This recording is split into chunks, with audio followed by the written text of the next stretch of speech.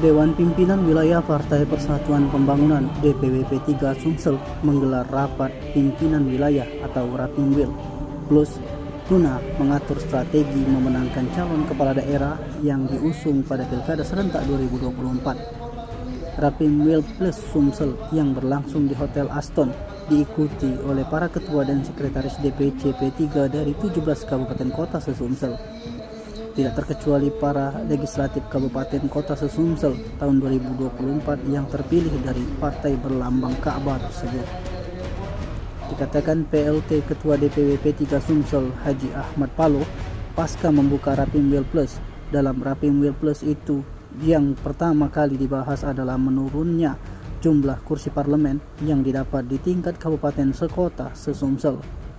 Menurutnya, jumlah penurunan kader P3 yang mendapatkan kursi parlemen di tingkat kabupaten kota se-Sumsel ini menjadi evaluasi. Dari raihan sebanyak 32 kursi di Pileg 2019 turun menjadi 22 kursi.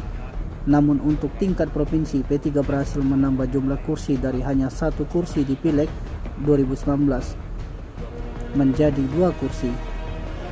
2 kursi yang didapat di DPRD Provinsi Sumsel itu dari Dapil 6 yang meliputi Kabupaten Muara Enim, Kota Prabu Muli, dan Pali.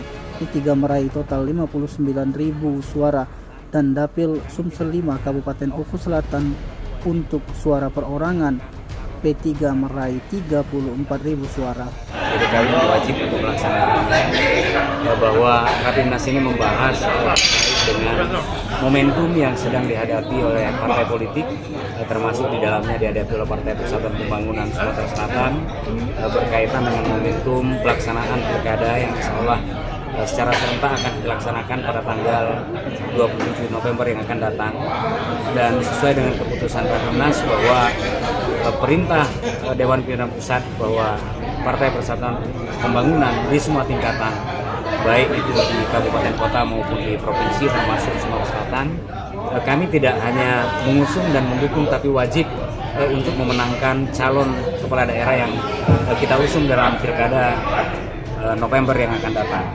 Nah, berkaitan dengan itu, kami Dewan Pimpinan Wilayah mengundang seluruh elemen partai, terkhusus ketua sekretaris Dewan Pimpinan Cabang di tingkat cabang dan juga anggota Dewan terpilih bersama pengurus harian wilayah, bagaimana merumuskan bahwa kader, kandidat maupun kandidat yang di luar partai yang kita usung untuk dapat kita menangkan dalam pilkada yang akan datang.